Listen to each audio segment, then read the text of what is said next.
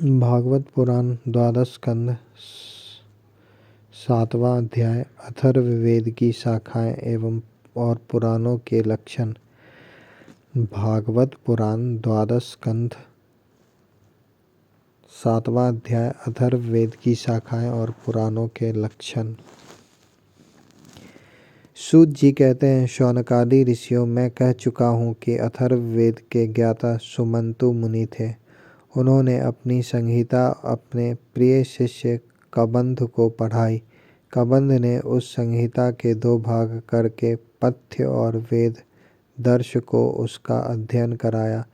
वेद दर्श के 4 शिष्य हुए, शौल्यकायनी, ब्रह्मबली, मोदोश और पिपलायनी। अब पथ्य के शिष्यों के नाम सुनो।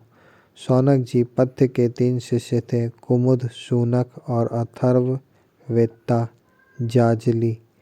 अंगिरा गोत्रपत्र शूनक के 2 शिष्य थे, प्रभु और सैन्य ध्यावयन। उन लोगों ने 2 संहिताओं का अध्ययन किया। अथर्ववेद के आचार्यों में इनके अतिरिक्त सैन्य वायनादि के शिष्य सावर्ण्य आदि तथा नक्षत्र कल्प, शांति, कश्यप, अंगिरस आदि कई विद्वान और भी हुए। अब मैं तुम्हें पौराणिकों के संबंध में सुनाता हूँ। शौनक जी, पुराणों के 6 आचार्य प्रसिद्ध हैं, त्रैयारुनि, कश्यप, सावर्णी, अकृतव्रन, वैशंपायन और हारित। इन लोगों ने मेरे पिताजी से एक एक पुराण संहिता पढ़ी थी और मेरे पिताजी ने स्वयं भगवान व्यास से उन संहिताओं का अध्ययन किया था। मैंने उन 6 आचार्यों से सभी संहिताओं का अध्ययन किया था। उन 6 संहिताओं के अतिरिक्त और भी 4 मूल संहिताएं थीं। उन्हें भी कश्यप, सावर्णी, परशुराम जी के शिष्य अकृतव्रन और उन सब के साथ मैंने व्यास जी के शिष्य श्री रोमहर्षण जी से, जो मेरे पिताजी थे, अध्ययन किया था। शौनक जी, महर्षियों ने वेद और शास्त्रों के अनुसार पुराणों के लक्षण बतलाए हैं। अब तुम स्वस्थ होकर सावधानी से उनका वर्णन सुनो। शौनक जी, पुराणों के पारदर्शी विद्वान बतलाते हैं कि पुराणों के 10 लक्षण हैं। विश्व, सर्ग, विसर्ग, वृत्ति, रक्षा, मनवंतर, वंश, वंशानुचरित, संख्या, संस्था, प्रलय, हेतु, ऊति और अपराश्रय। कोई कोई आचार्य पुराणों के 5 ही लक्षण मानते हैं। दोनों ही बातें ठीक हैं, क्योंकि महापुराणों में 10 लक्षण होते हैं और छोटे पुराणों में 5। विस्तार करके 10 बतलाते हैं और संक्षेप करके 5। अब इनके लक्षण सुनो। जब मूल प्रकृति में लीन गुण क्षुब्ध होते हैं, तब महत तत्व की उत्पत्ति होती है। महत तत्व से तामस, राजस और वैकारिक सात्विक 3 प्रकार के अहंकार बनते हैं। त्रिविध अहंकार से ही पंच तन्मात्रा, इंद्रिय और विषयों की उत्पत्ति होती है। इसी उत्पत्ति क्रम का नाम सर्ग है।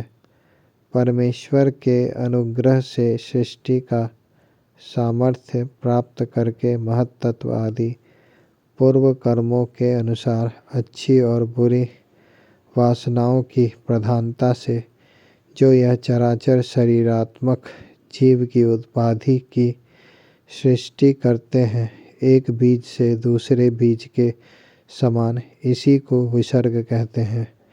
चर प्राणियों की अचर पदार्थ वृत्ति अर्थात जीवन निर्वाह की सामग्री है।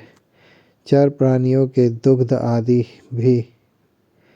इनमें से मनुष्यों ने कुछ तो स्वभाववश कामना के अनुसार निश्चित कर ली है और कुछ ने शास्त्र के आज्ञा अनुसार भगवान युग युग में पशु पक्षी मनुष्य ऋषि देवता आदि के रूप में अवतार ग्रहण करके अनेकों लीलाएं करते हैं। इन्हीं अवतारों में वे वेद धर्म विरोधियों का संहार भी करते हैं। उनकी यह अवतार लीला विश्व की रक्षा के लिए ही होती है, इसलिए उनका नाम रक्षा है। मनु देवता, मनुपुत्र, इंद्र, सप्तर्षि और भगवान के अंशावतार इन्हीं 6 बातों की विशेषता से युक्त समय को मनवंतर कहते हैं।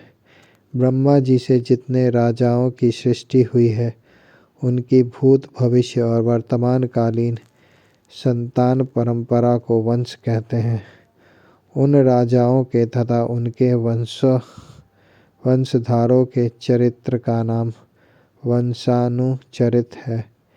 इस विश्व ब्रह्मांड का स्वभाव से ही प्रलय हो जाता है। उनके 4 भेद हैं, नैमित्तिक, प्राकृतिक, नित्य और आत्यांतिक। तत्वज्ञ विद्वानों ने इन्हीं को संस्था कहा है। पुराणों के लक्षण में हेतु नाम से जिसका व्यवहार होता है वह जीव ही है, क्योंकि वास्तव में वही सर्ग विसर्ग आदि का हेतु है और अविद्यावश अनेकों प्रकार के कर्म कलापों में उलझ गया है। जो लोग उस चैतन्य प्रधान की दृष्टि से देखते हैं वे उसे अनुशयी अर्थात प्रकृति में शयन करने वाला कहते हैं, और जो उपाधि की दृष्टि से कहते हैं वे उसे अव्याकृत अर्थात प्रकृति रूप कहते हैं। जीव की वृत्तियों के 3 विभाग हैं, जागृत, स्वप्न और सुषुप्ति। जो इन अवस्थाओं में इनके अभिमानी विश्व तेजस और प्राज्ञ के मायामय रूपों में प्रतीत होता है और इन अवस्थाओं से परे तुरीय तत्व के रूप में भी लक्षित होता है, वही ब्रह्म है। उसी को यहाँ अपराश्रय शब्द से कहा गया है। नाम विशेष और रूप विशेष से युक्त पदार्थों पर विचार करें तो वे सत्ता मात्र वस्तु के रूप में सिद्ध होते हैं। उनकी विशेषताएं लुप्त हो जाती हैं। असल में वह सत्ता ही उन विशेषताओं के रूप में प्रतीत भी हो रही है और उनसे पृथक भी है।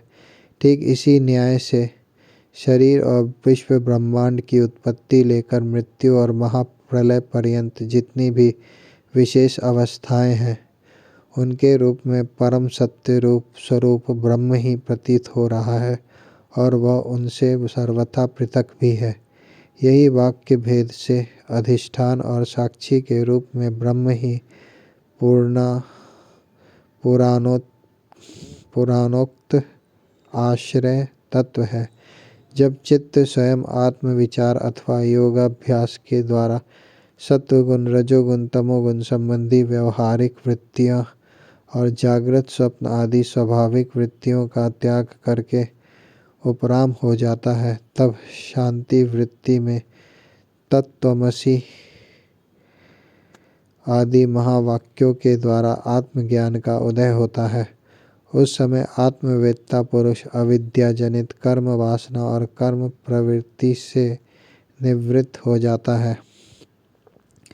शौनकादि ऋषियों, पुरातत्ववेत्ता, ऐतिहासिक विद्वानों ने इसी लक्षणों के द्वारा पुराणों की यह पहचान बतलाई है। ऐसे लक्षणों से युक्त छोटे बड़े 18 पुराण हैं। उनके नाम ये हैं: ब्रह्म पुराण, पद्म पुराण, विष्णु पुराण, शिव पुराण, लिंग पुराण, गरुड़ पुराण, नारद पुराण, भागवत पुराण, अग्नि पुराण, स्कंद पुराण, भविष्य पुराण, ब्रह्मवैवर्त पुराण, मार्कंडेय पुराण, वामन पुराण, वाराह पुराण, मत्स्य पुराण, कूर्म पुराण और ब्रह्मांड पुराण। यह 18 हैं। शौनक जी व्यास जी की शिष्य परंपरा ने जिस प्रकार वेद संहिता और पुराण संहिताओं का अध्ययन, अध्यापन, विभाजन आदि किया, वह मैंने तुम्हें सुना दिया।